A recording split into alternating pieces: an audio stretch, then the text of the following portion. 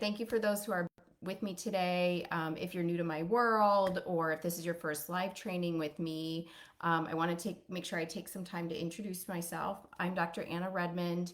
I'm a trained clinical psychologist. I have a specialty in chronic pain management as well as the impact of stress on our bodies. And my experience really spans multiple settings. I've worked in private practice, different hospitals and medical centers. I've worked at VAs and outpatient pain clinics. I'm board certified in biofeedback, and I've really developed a profound expertise in pain psychology, specifically to women. And so now I really work with high achieving women to help them conquer chronic pain. And I'll discuss later, but I teach my pain recovery trifecta to them to help them reclaim sustained productivity without being controlled by flare ups. So, high achieving women for whom they're used to sort of a really high level of performance, but it's interrupted frequently by flare ups. These are sort of the women that I tend to work with. If this sounds like you, throw a me in the chat. If you want to take a minute to introduce yourself as well, I'd love to hear from you and to know where you're coming from or where you're listening from. But thank you so much for being on this journey with me here today. I am grateful for your presence. And just as a small disclaimer, I am a trained clinical psychologist, but I am not functioning in that capacity here. Here, this is just for educational purposes and informational purposes only. I want to let you know that in a few minutes, I hopefully will be able to show you a few slides. I'm a little bit more familiar with Zoom, and maybe I'll do that next time for ease of slide sharing. If anybody wants the slides, just send me a DM and I can share those with you. The last thing I want to bring up is that if you see me looking to, I guess it's to my left, I'm tracking with my notes because I do prepare for these live trainings. My hope is always that I can provide you with a ton of value in a short amount of time. So these trainings will typically be anywhere from 15 to 45 minutes. Today we'll probably be here for about 30 minutes. And I use these notes to stay on track and to give you as much value as I can within that short period of time. So if you see me looking to the side briefly, that's what I'm doing. But I think, I always love to start with, why should you trust me? You've seen many people for your chronic pain. Why should you trust me? You might be wondering that. And when I look around, I've been in the online space for a while. When I look around at other coaches and therapists for chronic pain, and in my past experience in these clinical settings where I've worked, I've noticed how little the biopsychosocial model is actually talked about. And this is something I believe really strongly in. The biopsychosocial model is this idea that pain lives in the center of three bubbles: psychological factors, social factors, and biological or physical factors. And I find that everyone who approaches or treats chronic pain gets sort of limited with that, or they get sort of stuck in their own scope of practice. So, I notice that physicians and physical therapists often practice that biological or anatomical piece. They might extend a little bit into the psychological if they feel comfortable with it, and many don't. I noticed that many psychologists practice with the emotional, cognitive, and coping part of that model, but feel a little bit uncomfortable with the biological piece.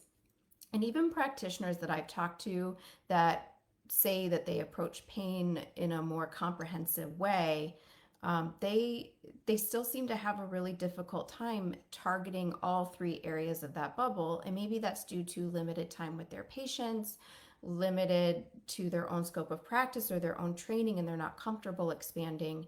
But I noticed that there aren't very many people out there that are able to attend to that entire model of pain and include all of the factors with pain.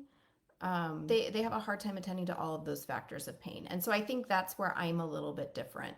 Most of my clinical work, especially the last role that I played, has been in really integrated settings. So I've worked closely and learned from physical therapists, occupational therapists, trauma therapists, yoga practitioners, spiritual guides, complementary and alternative medicine practitioners, physicians, and the list goes on. And I've spent a lot of time with these types of therapists, all who focus on chronic pain and with their own scope. And we together very intentionally integrated our knowledge because we knew that the sum of our parts created greater change than our individual practices could alone. And so, with these relationships and with that knowledge, I directed an interdisciplinary pain program where my team helped around 10 individuals at a time for about, 10 weeks. We did a 10-week program. They had complex chronic pain situations. They went, um, long-standing pain, some of them for 20 or more years. And we worked with them so that they could go from being completely controlled by their pain and flare-ups. Their life had become so small to forgetting about their pain on most days and engaging in their ideal day in just a few months. And so I decided that I wanted to take this information and I wanted to be able to reach more people, more women specifically, with this type of comprehensive approach because I think it's lacking out there in the world. I think women have a really difficult time navigating the healthcare setting around pain that just won't go away. And I really wanted to be able to reach more people every day than I could in a traditional clinical setting where I could only do this with 10 people every few months. And so that is really how my business and my education was born. That's sort of the reason behind it. And my mission is to really get this information out there in sort of one package, in a really comprehensive, all encompassing package, because I think it's lacking in the world of for women who have chronic pain that just won't go away. The purpose of this live training today is so that I can just take some time and share my own personal story with chronic pain. So not only am I a specialist, I have had it myself. And I'll talk a little bit about the context of my pain, what my doctors told me, why that's a problem. And then I'll talk about the breakthrough that I had that led to what I now call the pain recovery trifecta. And I'm really excited. So now we can sort of settle in. It looks like Facebook is finally just letting me do my presentation. I'll work on slides, but I think it's nice for us to be just face to face today. That'll be fun. All right, so let's go. So I think my story, so much about telling me my story is about giving you also the context in which pain was happening in my life, what else was going on in my life. So we're going to start there. And so I had this job that looked great on paper. It was a really good job, like had everything that I needed, checked all the boxes, except that it was pretty toxic at times. I learned later, but it was fast paced. It was challenging. I worked with the most talented people I could imagine in this large medical system as a pain psychologist. But like I said, it felt toxic at times. It wasn't a good match for me. I was seeing client after client. I was really pushing past my limits. On top of that, I was a perfectionist. I was a people pleaser. So I think when you're in a toxic environment and you have these tendencies, it can really burn you out. But I continued to push past whatever physical symptoms my body was trying to send me, and what I was experiencing. And this really came with the price of exhaustion, compassion fatigue, and signs of early burnout. I had gotten married. We eventually had 2 kids, very close together. They're 4 and 5 now. We moved to San Diego. COVID happened. So many things have happened. But the impact this whole time, the impact of stress on my life was totally undeniable. So I was having all kinds of physical pain, like joint pain, difficulty breathing, chronic neck pain. My brain was foggy. I was tired. I wasn't sleeping well. And I honestly just felt like my body was on high alert all the time.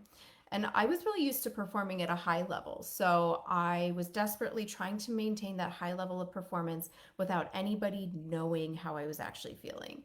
And the only thing that I can point to that may have triggered my neck pain was, my husband really loved to snowboard and I wanted to learn how to do that too, so we could do it together. So I was trying to learn how to snowboard as an adult, which turns out is much harder than trying to learn as a child. I worked up to it and finally we thought I was ready for sort of the hill, right? The real hill. But the one we chose ended up being too challenging and I fell multiple times all the way down. And so there was sort of this repeated whiplash situation. that caused me a lot of discomfort. So I didn't really snowboard for the rest of the trip. I did all the normal things like iced my neck and rested. But it's one thing I remember kind of happening that caused me, like, quote, an injury within the context of my life at the time. And it kept nagging at me and getting worse. So naturally, I went to my primary care doctor like many people would. I told her I've had this neck pain that started with this snowboard incident and it wouldn't go away. I've had it for like 6 months. So she ordered x-rays and MRI, and at some point I went back to her office to review the results, and she told me that I had a bulging disc. She pulled out her spine model to explain to me what that meant. And she thought, maybe it's the snowboarding thing, maybe it's your posture at work, maybe there's some like tissue issue in your body or faulty movements. So she referred me to a physical therapist. Again, this seems totally like a normal sort of process to navigate some pain. But here's what else she told me, and this is where I think now in hindsight that this is a problem. So the first thing she told me is that if my pain didn't resolve, I would have to see a spine surgeon. And I have to tell you that that was one of the most fear-inducing things I could hear as, a 33, however old I was, 33-year-old. Just those words really got my heart pumping and my thoughts racing. And the perfectionist in me was like very determined to move full speed into like getting better and doing this right. Second, when she shared the words bulging disc with me, I was immediately feeling a lot of fear due to just this idea that I would have this problem and it would get worse as I aged. Like, I know how the body works, it'll get worse with age. And it really, I really felt myself jumping to the worst case scenario about my pain situation, even though I'm a pain psychologist and I should know better. The language from this one visit really instilled a lot of fear in me about my body. So just like my patients that I was seeing at the time, I really looked to the medical system for answers. But I left that appointment and the many appointments that followed really disappointed in the lack of progress I was making. All of the way that I started all made sense at the time. Seeing my primary, seeing a physical therapist, I wanted to learn about my diagnosis. I wanted to fix it. I wanted to do everything right. But in hindsight, it wasn't enough because nobody, and I could feel my pain kind of entering what I knew was chronic territory. I could feel my body becoming more sensitive. And I knew from my experience with people with pain how hard it can be to come out of that, body sensitivity. And nobody ever asked me if I was feeling fulfilled in my life, if I was finding meaning in my life, enjoying my relationships. They didn't ask me how often I thought about my pain, if I was avoiding activities. They didn't ask me if my type A personality was causing me to push through my symptoms and ignore my body and stay in like this, basically the cycle of flare-ups. So I did everything. I saw physicians, a physical therapist, I did dry needling, I got weekly massages, I did Bikram yoga for 3 days a week. I iced, I heated, I used something called Voltaren gel and Tylenol and ibuprofen, and I used the CBT techniques that I had used with my own patients. And I did so much, and I was a good patient. I did everything my doctors told me to do, and I did everything I would tell my patients to do. And historically, for me, if I worked really hard at something, results would generally and reliably follow that. But that did not work with my pain. And so, for me, as a person working in the healthcare system around pain, I was losing faith in that system, this approach, and even the very expertise that I had spent all of this time developing. So it really became hard to stand behind the work that I was doing. I started to feel like I was failing my team, my patients, my own body. My energy really started to get tamped down by this. So I started showing up as a smaller and smaller version of myself. And I'm sort of an extroverted introvert, but the introvert in me sort of like really kind of came out. I ended up avoiding a lot of activities. The idea of doing anything was sort of overwhelming to me. I couldn't wait to get home, turn on Netflix, and get on my heating pad. I wasn't as physically active as I was before that. And that was pretty hard because I was young, but everything hurt. I was afraid of making it worse. And at that point, I was feeling pretty withdrawn and sort of depressed because like everything was getting worse and my life was basically just becoming smaller. I was grieving the loss of the things that my 33-year-old self like should be doing. I just want to take this moment to kind of summarize the problem with this really common, typical, very conventional approach to chronic pain that I followed and that almost every person that I've talked to has followed. This whole scenario of going to our provider's office, getting all the tests, the diagnoses, learning about the mechanical issues without the acknowledgement of anything else, without the holistic sort of acknowledgement. This happens so commonly. And what's happening here is something called the biomedical model. And this is really set in place. And this is where we're focusing on the biological piece, that physical piece, without the acknowledgement of anything else. And when we do this, the language that's used in these appointments can often be really fear-inducing for a patient, because they learn that the presence of pain is due to ongoing tissue damage, or that something is physically wrong in the body. The provider is focusing on, sort of the bad disc. And then the patient is experiencing hope that the treatment or that the symptoms will go away because there's a fix. And so I've talked to people and they spend years of appointments, labs, tests, interventions, procedures, even surgeries, medicine, physical therapy, often with disappointing results. And the reason for that is because there isn't one thing that reliably cures pain for all people, because pain isn't just a physical or medical thing where there's a really clear fix for everyone, especially after someone has had it for more than 6 months.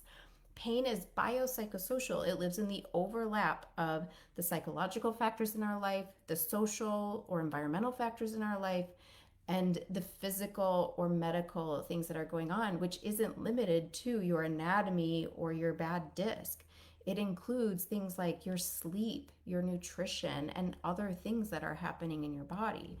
And when we approach pain in strictly a physical or a medical way, what happens when the treatments don't work? What does that feel like to be a patient who's tried everything and done everything, because that's who you are? You show up, you do it, you did all those exercises your physical therapist asked you to do, and it didn't work. You showed up, you did the thing, and it didn't work. What does that feel like? I know how that feels. It feels horrible. I felt like a failure. And how funny is that? Like, I felt like a failure that I couldn't even do it right and fix my own pain. The other thing that happens is like we are so reliant on medical imaging, right, and tests and diagnoses, but what happens when the cause for pain isn't seen on imaging, which happens all the time? Because pain isn't always something that can be objectively seen on imaging, but how does that feel then when you're a patient and no one can tell you what's causing it? And so I can tell you that I've been told by women and women that they feel invalidated, marginalized, like they're making it up, or like their doctor thinks they're making it up. They hear the word psychosomatic, psychogenic. I'm a burden. They start to feel like something's physically wrong with them or emotionally wrong with them. And not only that, but their pain keeps going. And so just to kind of like circle back to that conversation with my doctor, here's what I wish she had told me that I know now. I have a little bit more knowledge now than I did back then. I wish she had told me that most cases of bulging discs, which is what I went there for, most cases, meaning 80 to 90%, heal within 2 to 4 months on their own. They are the most common findings seen on imaging. For people my age at the time, about 40% of people my age have disc bulges on their imaging and do not have any symptoms at all. And this is because it could be arthritis, degeneration. There are a lot of findings that we see on imaging that are actually due to aging and are not necessarily the cause of someone's pain. But when we go to get imaging because we have pain, these incidental findings are shared with us. The doctors are just trying to include everything they can think of that might be contributing to pain. And our body ages, just like my hair is aging and I have gray hair on my head. Our spines age too. We get wrinkles on our skin and gray hair on our head. We get wrinkles on our spine too. And that bothers some people more than others, right? And I wish that she had told me that. I wish she had told me, like, look, This is a really common thing. We see it all the time. It could just be due to aging. It might not necessarily be the cause of your pain. Most of the time, disc bulges heal on their own within a few months. And I wish she had told me not to fear, because if she had just said not to fear, that would, that would have instilled something different in me, a different feeling in my body.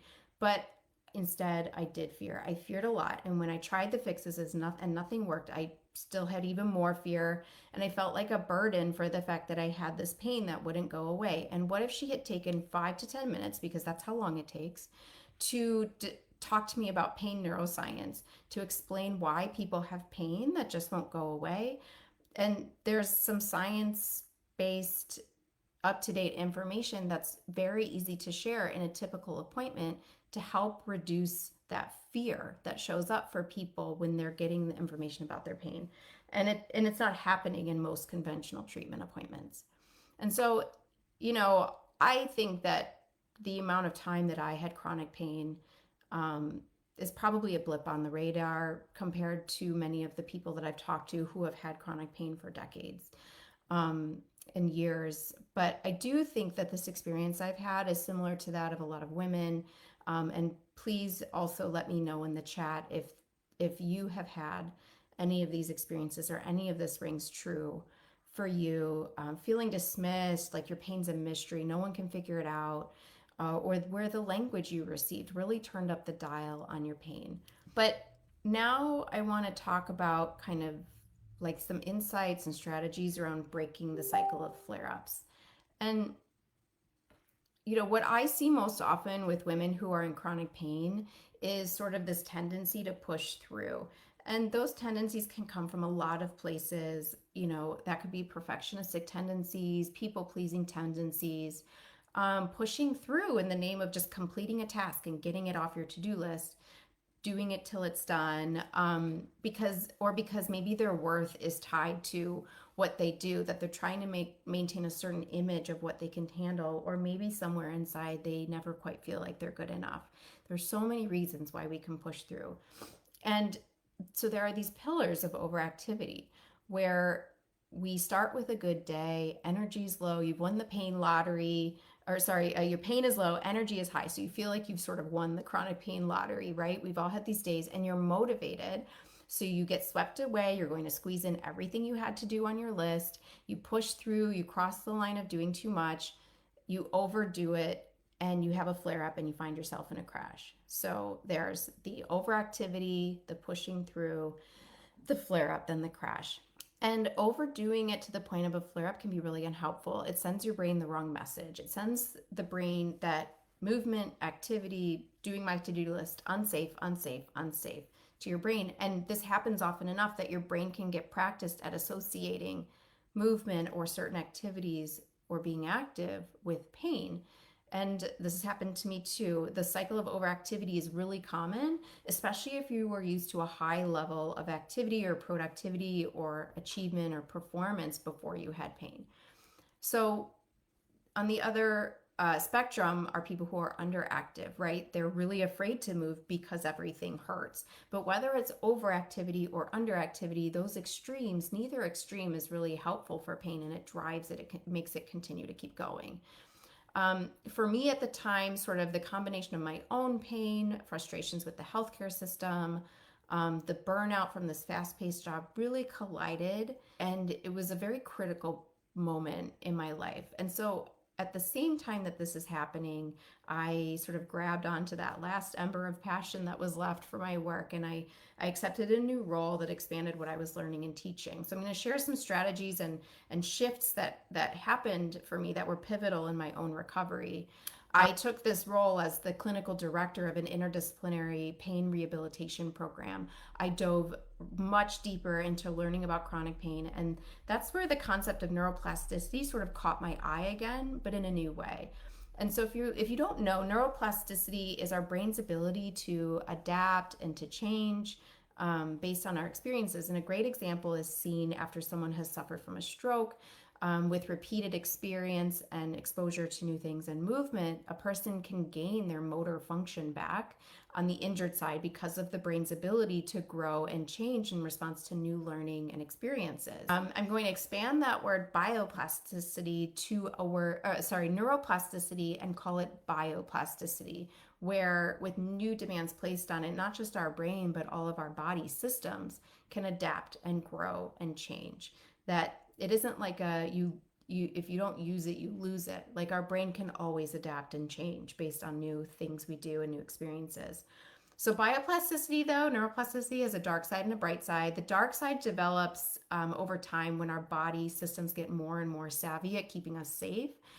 This can make us kind of more edgy. It's normal, but it's our body systems trying to get better and better at looking after us and protecting us. And pain is a protective response that our brain uses to protect us. The bright side of neuroplasticity or bioplasticity really gives us hope, because regardless of your condition or how long you've had pain, the protective systems in our brain and in our body can always be adapted. They can be dialed down, even turned off with new experiences, with different ways of thinking, talking, behaving, and moving. So here I am, the director of this interdisciplinary pain program. I'm working with and learning from all these different kinds of therapists. We're doing it together in real time, teaching together, learning from each other, like merging our scopes of practice, which was so unique to this experience. And everything we taught our patients centered around this hope, this idea of bioplasticity, that we can retrain our brain with small everyday moments. And so there are three overarching concepts that drove this education home and helped us teach these patients how to retrain their brain in small everyday moments. So the first was pain neuroscience, teaching people what's actually happening in the brain, the body, the nervous system when you get that experience of pain, how it's created, and how to turn it off. The second thing is pain psychology. What do we know about the factors that turn up the dial on our pain, the way we cope, the language we were given, and how we internalize that around our pain, and how do emotions and thoughts impact the way that we feel physically in our bodies. And then finally, occupational science. So occupational science is this discipline that's really dedicated to the study of humans as doers or as occupational beings. And so the term occupation doesn't mean job. It refers instead to the intentional or goal-directed activities that kind of characterize our lives and the characteristics and patterns of purposeful activity that occurs over our lifetime. So we brought all of our specialties together in a way that was not only truly unique and special for all of us, but it was biopsychosocial. It was all encompassing. We were giving our patients everything, the whole thing in one program. We felt really good about it. And for me, everything changed when I stumbled upon this combination of education. I saw both my personal and clinical fear of pain subside, and I started to feel really passionate about my expertise again. So I was able to start approaching my patients with education and a confidence that there's no need for them to fear their pain either. This approach finally made sense to me, and it was effective. It was really effective. I spent time listening to the patients I was working with, the language that they were taught and used for all these years around their pain, and teaching them to try to shift this perspective. So they started to view their pain through a new lens, and then they started to reshape what their lives really looked like. And so in real time, I was watching them form new connections in their brains and transform these everyday, these small moments into experiences that healed them. And so we weren't asking them to rate their pain every day. We don't track pain in a journal. I don't believe in that. We started asking them about what they were doing, and we started helping them design their ideal day. They started talking less about their pain, and over time, many of them would forget about their pain for days at a time, even a week. And this was all happening as they were designing and living out these ideal days that they had been thinking of forever. And I did too. So I was having this beautiful, recovery experience parallel to them in this program, because this was information that I wasn't getting anywhere else from my providers either. Not at my doctor's office, not in my physical therapist's office, not at my massages, and not from my family members. And 5 years later, 6 years later, since I've left that position, I've continued to dive even deeper, learning about pain, and I've honed in on three pillars that make up what I like to call the pain recovery trifecta. So not only are these components backed by science, but they are effective. And they're effective because instead of addressing a part of the pain picture, they address the entire thing. And so the birth of this pain recovery trifecta, the philosophy behind it is that chronic pain is unique to you and it's a multidimensional experience. It's multifactorial. And when I think about my own philosophy, it all stems from this idea that I always believe your pain is real and that it exists exactly as you are describing it. I believe that pain is not just mechanical. I believe that words matter. The language that you receive really matters. And I believe that pain is an alarm system. And I believe that your brain can change and your body can change and your experience of pain can change. And so I like to think about overcoming chronic pain as like building a house where you need a strong foundation, a design, a reliable frame, customized details to refine it, and a roof to protect it. And so this is sort of how I think about overcoming chronic pain. And I address all of these pieces within the pain recovery trifecta. We start with neuroscience informed body wisdom. So this is the first of the trifecta. This is where I combine my knowledge of pain neuroscience, psychophysiology, which is your physical experience, the way that you physically experience stress and what's happening in your brain on your body, the pain neuroscience, the brain, the stress, the mind-body connection, to provide a solid foundation of what pain is, what our brain is doing when we feel it in our bodies, and turn that education into something that's digestible for you and that neutralizes the threat of pain. It's sort of that idea of like knowledge is power. Once we have knowledge of the inner workings of pain, it's not so scary anymore after all. Then I teach something called value-centric motion. This is the second part of the trifecta, where we explore deliberate and intentional movement that aligns with your values. And so movement here is really referring to both moving the body, maybe exercise or movement of some kind, and engaging in valued activities. So both.